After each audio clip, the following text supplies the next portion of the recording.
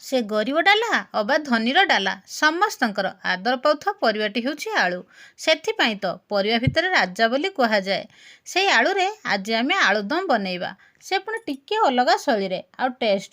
ଆଜିଠୁ ଦୋକାନୀ ଠାରୁ କିଣିବା ହିଁ ବନ୍ଦ କରିଦେବେ। କିନ୍ତୁ ପୁରା ଭିଡ଼ିଓଟି ଦେଖିଲେ ହିଁ ଜାଣିପାରିବେ। ହାଏ ଫ୍ରେଣ୍ଡସ୍, ଜୟ ଜଗନ୍ନାଥ। ମୁଁ ଝୁନା। ଝୁନା କୁକବୁକ୍ ଚ୍ୟାନେଲରୁ ଆପଣମାନଙ୍କୁ ବହୁତ ବହୁତ ସ୍ୱାଗତ। ଆଳୁଦମ ବନେଇବା ପାଇଁ ମୁଁ 500 ଗ୍ରାମ ଆଳୁ ନେଇଛି। ୟାକୁ ଭଲ ଭାବରେ ଚପା ଛଡ଼େଇ କ୍ଲିନ୍ କରି ଦେଇଛି। ଆପଣ ଆଳୁର କ୍ୱାଣ୍ଟିଟି କମ୍ ବେଶୀ କରିପାରିବେ। ଆଳୁଦମ ପାଇଁ ଆଳୁର ପିସ୍ ଗୁଡ଼ାକ ବଡ଼ ବଡ଼ ହେଲେ ଦେଖିବାକୁ ଆଉ ଖାଇବାକୁ ସୁନ୍ଦର ଲାଗିଥାଏ। ଯଦି ବଡ଼ ଆଳୁ ନେବେ ତ ତାକୁ ମଝିରୁ 2 ଭାଗ କରି ଗୋଟେ ଭାଗକୁ 4 ପିସ୍ କରିନେବା। ଆଉ ଯଦି ମଧ୍ୟମ ସାଇଜ୍ର ଆଳୁ ନେବେ ତାକୁ ମଝିରୁ କାଟି ଗୋଟେ ଭାଗକୁ 2 ପିସ୍ କରିନେବା। ଆଳୁ ସାଇଜକୁ ଦେଖିକି ହିଁ କାଟିବା। ସବୁ ଆଳୁ ଗୁଡ଼ିକୁ କାଟି ଏକ ବାଉଲିରେ ରଖିଛି। ଗୋଟେ ପିଆଜକୁ ଲମ୍ବା ସାଇଜ୍ର କାଟି ଏହା ଉପରେ ଦେବା।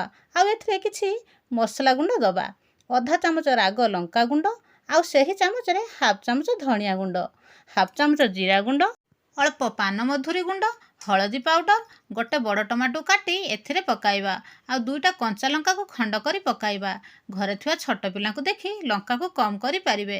ଅଦା ରସୁଣ ପେଷ୍ଟ, ମୁଁ ଏଠି 5ରୁ 6 କଲା ରସୁଣ 1 ଇଞ୍ଚ ସାଇଜ୍ର ଅଦା ନେଇ ପେଷ୍ଟ କରି ଦେଇଛି। ପେଷ୍ଟ ବଦଳରେ ଅଦା ରସୁଣକୁ ଛେଚିକି ବି ଦେଇପାରିବେ। ଆଉ ସ୍ୱାଦ ଅନୁସାରେ ଲୁଣ, ମୁଁ ଏଠି 1 ଚାମଚ ଭଳି ସୋରିଷ ତେଲ ଦେବି। ବର୍ତ୍ତମାନ ସବୁ ସାମଗ୍ରୀକୁ ଭଲ ଭାବରେ ଗୋଳାଇ ଦେବା।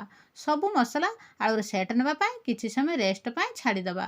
ଆଉ ଏପଟେ ଗ୍ୟାସ୍ ଅନ୍ କରି ପ୍ରେସର କୁକର ବସାଇ ଗରମ କରିବା।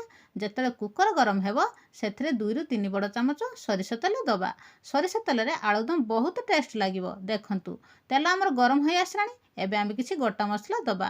ମୁଁ ଏଠି ଗୋଟା ମସଲାରେ 2ଟା ତେଜପତ୍ର, 2ଟା ଗୁଜୁରାତି, 3ରୁ 4ଟି ଲବଙ୍ଗ, ଡାଲଚିନି ଖଣ୍ଡେ, 2ଟା ଶୁଖିଲା ଲଙ୍କା, 1 ଷ୍ଟାର ମସଲା ଆଉ ଛୋଟ ଚାମଚ ଜିରା, ଏଇସବୁ ଗୋଟା ମସଲାକୁ ତେଲରେ ଦେଇଦେବା।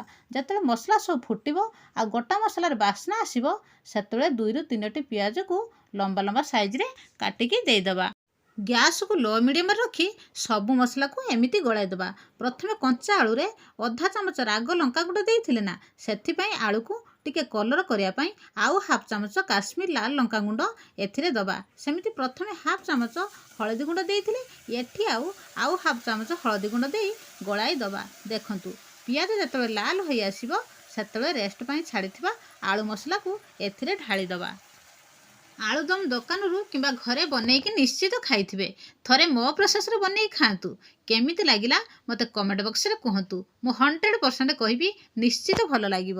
ଆଉ এই ଆଳୁ ମସଲା ସବୁ ଦେବା ପରେ ସବୁଟାକୁ ଭଲ ଭାବରେ ଗୋଳାଇ ଦେବା। ଶେଷରେ ଅଧା ଚାମଚ ଗରମ ମସଲା ଗୁଣ୍ଡ ଦେଇ ଆଉ ଥରେ ଏମିତି ଭଲ ଭାବରେ ଗୋଳାଇ ଦେବା। ବାଉଲରେ ଆଳୁ ମସଲା ଯେଉଁ ଗୋଳେଇଥିଲେ ସେଥିରେ ଲାଗିଥିବା ମସଲାରେ ଅଳ୍ପ ପାଣି ଦେଇ ଏଥିରେ ଦେଇଦେବା। ବର୍ତ୍ତମାନ ଆଳୁରେ ଆବଶ୍ୟକ ମୁତାବକ ପାଣି ଦେବା। ମୁଁ ଏଠି ଗରମ ପାଣି ନେଇଛି। ସବୁ ମସଲା ତରକାରୀରେ ଗରମ ପାଣି ନିଅନ୍ତୁ, ତରକାରୀର ଟେଷ୍ଟ ବଢ଼ାଇ ଦେବ। ଆଳୁଦମ ଯଦି ଭାତରେ ଖାଇବେ ତ ଟିକେ ଅଧିକା ପାଣି ଦିଅନ୍ତୁ, କିମ୍ବା ରୁଟି ପରଠାରେ ଖାଇବେ ତ ଟିକେ କମ୍ ପାଣି ଦିଅନ୍ତୁ। ବର୍ତ୍ତମାନ ପ୍ରେସର କୁକର ବନ୍ଦ କରିଦେଇ ଗୋଟେ ହୁଇସିଲ୍ ହେବା ପର୍ଯ୍ୟନ୍ତ ରଖିବା। ଦେଖନ୍ତୁ ଗୋଟେ ହୁଇସିଲ୍ ହେବା ପରେ କୁକରର ଲିଡ୍କୁ ଚେକ୍ କରି ସାବଧାନତା ସହିତ ଖୋଲିବା। ୱାଓ, ପୁରା ଟେଷ୍ଟି ଆଳୁଦମ ଆମର ପ୍ରସ୍ତୁତ ହୋଇଗଲା।